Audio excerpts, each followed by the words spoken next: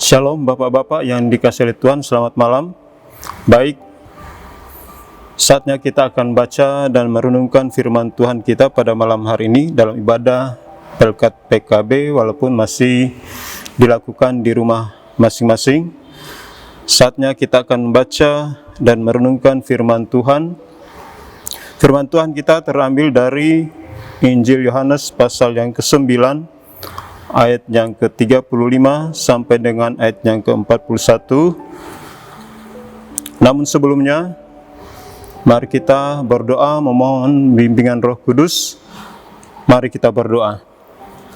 Bapa, di dalam nama anak-Mu Yesus Kristus, kami ucap syukur karena pertolongan Tuhan yang selalu nyata dan kami miliki serta nikmati setiap saat, setiap waktu.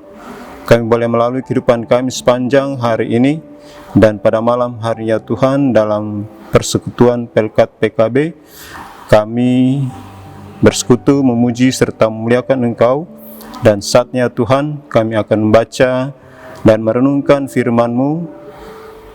Berkati kami ya Tuhan, Roh Kudus-Mu bekerja melingkupi hati dan pikiran kami, sehingga kami boleh merenungkan, membaca firman-Mu, dan kami pun dapat melakukannya dalam setiap kehidupan yang Tuhan masih karuniakan kepada kami. Berfirmanlah kepada kami ya Tuhan, karena kami telah siap untuk mendengarkan firman-Mu. Amin. Pembacaan Alkitab hari ini dari Injil Yohanes pasal 9 ayat yang ke-35 sampai dengan ayat yang ke-41 yang menyatakan demikian. Yesus mendengar bahwa ia telah diusir keluar oleh mereka. Kemudian ia bertemu dengan dia dan berkata, "Percayakah engkau pada Anak Manusia?"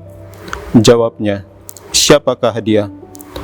"Tuhan, supaya aku percaya kepadanya." Kata Yesus kepadanya, "Engkau bukan saja melihat dia, tetapi dia yang sedang berkata-kata dengan engkau, dialah itu." Katanya, "Aku percaya, Tuhan." Lalu ia sujud menyembahnya. Kata Yesus, "Aku datang ke dalam dunia untuk menghakimi, supaya barang siapa yang tidak melihat, dapat melihat, dan supaya barang siapa yang dapat melihat, menjadi buta." Kata-kata itu didengar oleh beberapa orang Farisi yang berada di situ, dan mereka berkata kepadanya, "Apakah itu berarti bahwa kami juga buta?" Jawab Yesus kepada mereka, "Sekiranya kamu buta, kamu tidak berdosa, tetapi karena kamu berkata, 'Kami melihat,' maka tetaplah dosamu." Sedemikian jauh pembacaan firman Tuhan. Haleluya. Bapak-bapak yang dikasihi oleh Tuhan, Yesus mendengar bahwa orang buta yang disembuhkan itu diusir keluar dari persidangan orang-orang Yahudi pada saat itu. Domba milik Allah diusir oleh gembala palsu. Yang dimaksud di sini adalah gembala palsu adalah orang-orang Farisi atau orang-orang Yahudi. Tetapi gembala yang sejati memanggil dia. Gembala sejati adalah Tuhan kita, Yesus Kristus. Yesus segera memperkenalkan dirinya sebagai Sang Anak Manusia. Pengenalan orang buta itu akan Yesus terus bertambah. Awalnya dia mengenal Yesus sebagai Nabi. Kita melihat pada ayat yang ke-17 sebelum pembacaan kita. Lalu dia menyebut Yesus sebagai orang yang diutus oleh Allah. Ayat yang ke-33 sebelum pembacaan kita. Dan sekarang Yesus menyatakan dirinya kepada dia sebagai Sang Anak Manusia. Ayat 35 sampai dengan ayat yang ke-37 pembacaan kita. Orang-orang yang diberi anugerah oleh Tuhan selalu mengalami pertumbuhan di dalam mengenal Tuhan. Namun sebaliknya, Orang-orang yang mengeraskan hati selalu menolak Allah dan selalu memberikan kebencian yang makin bertambah kepada Tuhan. Yang satu makin jelas dan yang lain makin menolak. Yang satu makin berlimpah di dalam pengenalan Tuhan dan yang lain makin mengeraskan hatinya. Tidak ada keadaan yang berbeda. Bapak-bapak yang dikasihi oleh Tuhan, dan yang lain makin mengeraskan hati, tidak ada keadaan yang tetap. Dan jika kita adalah orang yang mau datang kepada Tuhan, maka kita akan menjadi orang-orang yang makin bertumbuh di dalam mengenal akan Yesus atau Dia. Makin berlimpah, makin penuh kasih, dan makin berlimpah di dalam kemenangan atas dosa. Mengapa bisa makin berlimpah? Karena Tuhan melalui Roh Kudus-Nya akan memberikan pertumbuhan itu kepada gerejanya. Siapakah gerejanya? Adalah kita, umat manusia. Bagaimanakah seorang dapat mengenal Tuhan? Hanya jika Tuhan rela menyatakan dirinya, Dialah Sang Anak Manusia, yaitu Dia yang telah Tuhan tetapkan untuk menghakimi dunia ini. Raja-raja dan pembesar-pembesar dunia pun akan dihakimi olehnya. Jadi percuma jika orang-orang Yahudi atau orang Farisi itu membentuk pengadilan untuk Yesus. Dialah yang pada akhirnya menghakimi mereka. Tuhan menyatakan dirinya kepada orang buta itu, tetapi Tuhan menyatakan penghakimannya kepada orang Farisi dan orang-orang Yahudi itu. Bapak-bapak yang dikasihi oleh Tuhan, Tuhan memanggil orang buta yang disembuhkannya itu untuk menjadi pengikutnya. Ini adalah panggilan yang lemah lembut dan penuh anugerah. Tuhan mengasihani orang yang berdosa, dan Tuhan memanggil orang-orang berdosa untuk datang kepada Tuhan atau kepada Dia. Tuhan tidak menghakimi orang-orang yang hancur hati, tetapi Dia tidak memusnahkan orang-orang yang sadar akan dosa-dosanya dan ingin bertobat. Mereka yang tidak sadar akan dosa mereka itulah orang-orang yang akan dihakimi oleh Allah. Bapak-bapak yang dikasihi Tuhan, orang buta yang telah disembuhkan itu setelah mengenal Yesus sebagai Sang Anak Manusia, segera sujud dan menyembah kepadanya. Dia percaya dan menjadi pengikut Yesus. Dia yang tadinya buta memiliki hati yang melihat. Tuhan bukan hanya menyembuhkan mata orang buta, Dia juga merestorasi atau mengubah hati seseorang yang sekarang melihat dan percaya bahwa Yesus adalah Sang Mesias. Sang Mesias yang datang untuk memanggil yang terhilang. Termasuk kita, bapak-bapak yang dikasihi Tuhan. Orang-orang Farisi gagal melihat hal ini. Mereka tidak tahu bahwa Sang Mesias datang untuk memanggil domba-domba Israel. Di dalam kitab Daniel pasal yang ke-7 juga di dalam kitab Mazmur pasal 2, dikatakan bahwa anak manusia itu akan diberikan kuasa dan tahta, dan barang siapa tidak sujud menyembah, dia akan dijadikan tumpuan kakinya.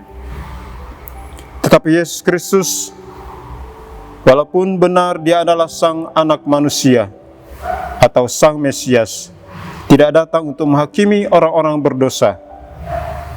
Di dalam kedatangannya yang pertama ini, Dia datang untuk memanggil mereka. Akan tetapi, kedatangannya yang pertama ini juga akan menghakimi mereka yang merasa tidak berdosa. Penghakiman diberikan terlebih dahulu bagi orang-orang yang merasa melihat, orang-orang yang tidak sadar bahwa mereka perlu akan juru selamat. Orang-orang yang merasa dirinya sudah sangat baik sehingga sudah memperoleh keselamatan itu. Itulah sebabnya pada bagian akhir pasal 9 Injil Yohanes ada sebuah ironi terjadi. Yesus datang memberikan penglihatan bagi orang buta, tetapi Yesus datang untuk membuat buta orang yang merasa melihat. Orang-orang berdosa, inilah orang-orang buta itu.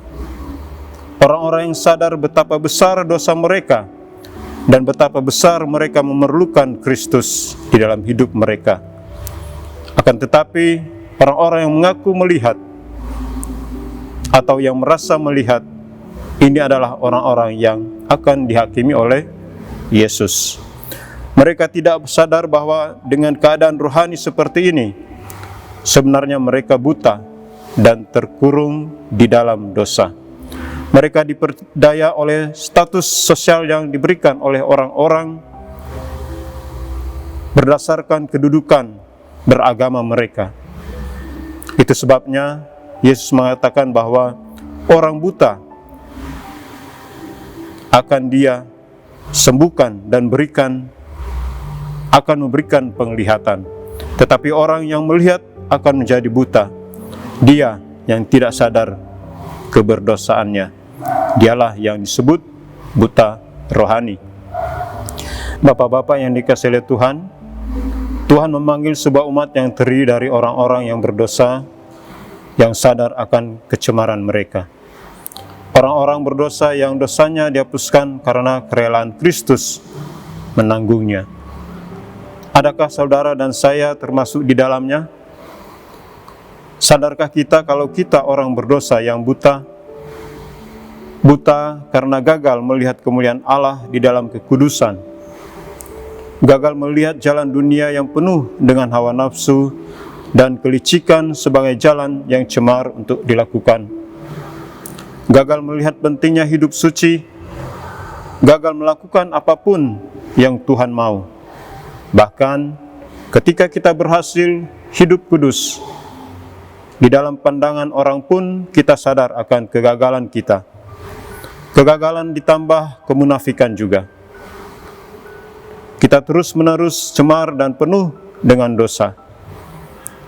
Kita adalah orang-orang buta yang hanya bisa mengemis, hanya bisa memohon belas kasihan karena sudah tidak ada lagi melihat jalan lain. Bapak-bapak yang dikasihi oleh Tuhan, segala usaha telah dilakukan dan segala upaya telah dicoba. Tapi segala jalan itu hanya berujung pada keadaan kita yang lama. Tidak ada perubahan. Tidak ada sama sekali perubahan dalam hidup kita. Betapa celakanya kita, orang-orang berdosa yang buta. Tetapi Alkitab mengatakan bahwa Yesus datang agar orang buta dapat melihat. Orang yang berada di dalam pembuangan akan diselamatkan. Orang yang berada dalam cengkeraman hawa nafsu dan setan sekarang akan memiliki pengharapan kepada Tuhan. Pertanyaannya, benarkah ada pengharapan? Siapa sanggup membawa pengharapan itu? Alkitab mengatakan bahwa Sang Anak Manusia yang sanggup membawakan pengharapan itu kepada kita. Dia menaklukkan kerajaan setan dan kerajaan maut. Dan Dia pasti akan menaklukkan kebutaan kita. Betapa besar anugerah Tuhan kita. Kita tidak datang mendapatkan Dia. Kita hanya orang buta. Bagaimana mungkin kita dapat melihat Dia? Melihat jalan menuju Dia dan menjalaninya untuk berjumpa Dia. Dialah yang datang pada kita. Dia datang menawarkan kesembuhan dan menyentuh mata kita dengan penuh cinta kasih dan menyembuhkan kita. Demikian firman Tuhan. Amin.